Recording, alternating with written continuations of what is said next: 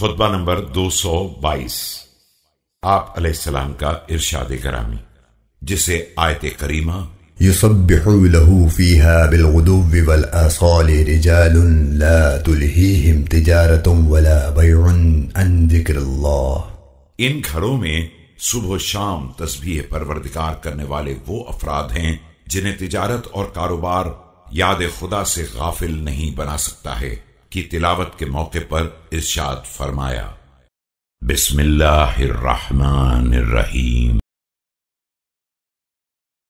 إن الله سبحانه وتعالى جعل الذكر جلاء للقلوب تسمع به بعد الوقرة وتبصر به بعد العشوة وتنقاد به بعد المعاندة۔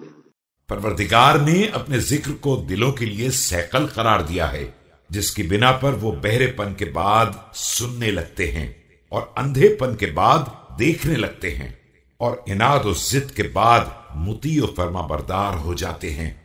وما برح لله عزت آلاؤه في البرهة بعد البرهة ففي أزمان الفترات عباد ناجاهم في فكرهم وكلمهم في ذات عقولهم۔ اور خدائے عز و جلہ جس کی نعمتیں عظیم و جلیل ہیں کے لیے ہر دور میں اور ہر عہد فطرت میں ایسے بندے رہے ہیں جن سے اس نے ان کے افکار کے ذریعے رازدانانہ گفتگو کی ہے اور ان کی عقلوں کے وسیلے سے ان سے کلام کیا ہے۔ فاستصبحوا بنور يقظة في الأبصار والأسماء والأفئدة يذكرون بأيام الله ويخوفون مقامه۔ اور انہوں نے اپنی بصارت، سماعت اور فکر کی بیداری کے نور سے روشنی حاصل کی ہے، انہیں اللہ کے مخصوص دنوں کی یاد عطا کی گئی ہے اور وہ اس کی عظمت سے خوف زدہ رہتے ہیں۔ بمنزلة الأدلة في الفلوات من أخذ القصد حمدوا إليه الطريق فبشروه بالنجاة ومن أخذ يمينا وشمالا ذموا إليه الطريق وحذروه من الهلكة۔ ان کی مثال بیابانوں کے رہنماؤں جیسی ہے کہ جو صحیح راستے پر چلتا ہے اس کی روش کی تعریف کرتے ہیں اور اسے نجات کی بشارت دیتے ہیں، اور جو داہنے بائیں چلا جاتا ہے اس کے راستے کی مذمت کرتے ہیں اور اسے ہلاکت سے ڈراتے ہیں۔ وكانوا كذلك مصابيح تلك الظلمات وأدلة تلك الشبهات وإن للذكر لأهلا أخذوه من الدنيا بدلا فلم تشغلهم تجارة ولا بيع عنه يقطعون به أيام الحياة۔ اور اسی انداز سے یہ ظلمتوں کے چراغ اور شبہات کے رہنما ہیں۔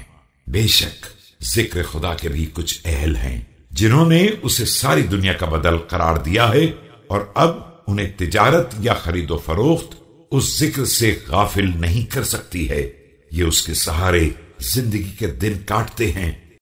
ويهتفون بالزواجر عن محارم الله في أسماع الغافلين ويأمرون بالقسط ويأتمرون به وينهون عن المنكر ويتناهون عنه فكأنما قطعوا الدنيا إلى الآخرة وهم فيها۔ اور غافلوں کے کانوں میں محرمات کے روکنے والی آوازیں داخل کر دیتے ہیں، لوگوں کو نیکیوں کا حکم دیتے ہیں اور خود بھی اسی پر عمل کرتے ہیں، برائیوں سے روکتے ہیں اور خود بھی باز رہتے ہیں، گویا انہوں نے دنیا میں رہ کر آخرت تک کا فاصلہ طے کر لیا ہے۔ فشاهدوا ما وراء ذلك فكأنما اطلعوا غيوب أهل البرزخ في طول الإقامة فيه وحققت القيامة عليهم عداتها۔ اور پسے پردہ دنیا جو کچھ ہے سب دیکھ لیا ہے، اور گویا کہ انہوں نے برزخ کے طویل و عریض زمانے کے مخفی حالات پر اطلاع حاصل کر لی ہے، اور گویا کہ قیامت نے ان کے لیے اپنے وعدوں کو پورا کر دیا ہے۔ فكشفوا غطاء ذلك لأهل الدنيا حتى كأنهم يرون ما لا يرى الناس ويسمعون ما لا يسمعون فلو مثلتهم لأكلك في مقاومهم المحمودة ومجالسهم المشهودة. اور انہوں نے اہل دنیا کے لیے اس پردے کو اٹھا دیا ہے کہ اب وہ ان چیزوں کو دیکھ رہے ہیں جنہیں عام لوگ نہیں دیکھ سکتے ہیں، اور ان آوازوں کو سن رہے ہیں جنہیں دوسرے لوگ نہیں سن سکتے ہیں. اگر تم اپنی عقل سے ان کی اس تصویر کو تیار کرو جو ان کے قابل تعریف مقامات اور قابل حضور مجالس کی ہے. وقد نشروا دواوين أعمالهم وفرغوا لمحاسبة أنفسهم على كل صغيرة وكبيرة أمروا بها فقصروا عنها أو نهوا عنها ففرطوا فيها وحملوا ثقل أوزارهم ظهورهم. جہاں انہوں نے اپنے اعمال کے دفتر پھیلائے ہوئے ہیں اور اپنے ہر چھوٹے بڑے عمل کا حساب دینے کے لیے تیار ہیں جن کا حکم دیا گیا تھا اور ان میں کوتاہی ہو گئی ہے یا جن سے روکا گیا تھا اور تقصیر ہو گئی ہے، اور اپنی پشت پر تمام اعمال کا بوجھ اٹھائے ہوئے ہیں. فضعفوا عن استقلال بها فنشجوا نشيجا وتجاوبوا نحيبا يعجون إلى ربهم من مقام ندم واعتراف.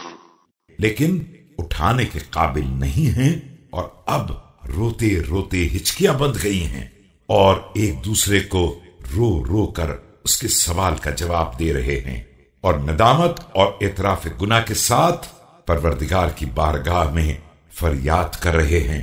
لرأيت أعلام هدى ومصابيح دجى قد حفت بهم الملائكة وتنزلت عليهم السكينة وفتحت لهم أبواب السماء. تو وہ تمہیں ہدایت کے نشان اور تاریکی کے چراغ نظر آئیں گے جن کے گرد ملائکہ کا گھیرا ہوگا اور ان پر پروردگار کی طرف سے سکون و اطمینان کا مسلسل نزول ہوگا اور ان کے لیے آسمان کے دروازے کھول دیے گئے ہوں گے. وأعدت لهم مقاعد الكرامات في مقام اطلع الله عليهم فيه فرضي سعيهم وحمد مقامهم يتنسمون بدعائه روح التجاوز. اور کرامتوں کی منزلیں مہیا کر دی گئی ہوں گی ایسے مقام پر جہاں مالک کی نگاہ کرم ان کی طرف ہو اور وہ ان کی سعی سے راضی ہو اور ان کی منزل کی تعریف کر رہا ہو. وہ مالک کو پکارنے کی فرحت سے بخشش کی ہواؤں میں سانس لیتے ہوں. رہائن فاقة الى فضله واسارى ذلة لعظمته جرح طول الاسى قلوبهم وطول البكاء عيونهم لكل باب رغبة الى الله منهم يد قارعة. اس کے فضل و کرم کی احتیاج کے ہاتھوں رہن ہوں اور اس کی عظمت کے سامنے ذلت کے اسیر ہوں. غم و اندوہ کے طول زمان نے ان کے دلوں کو مجروح کر دیا ہو اور مسلسل گریے نے ان کی آنکھوں کو زخمی کر دیا ہو. مالک کی طرف رغبت کے ہر دروازے کو کھٹکھٹا رہے ہوں. يسألون من لا تضيق لديه المنادح ولا يخيب عليه الراغبون فحاسب نفسك لنفسك فإن غيرها من الأنفس لها حسيب غيرك.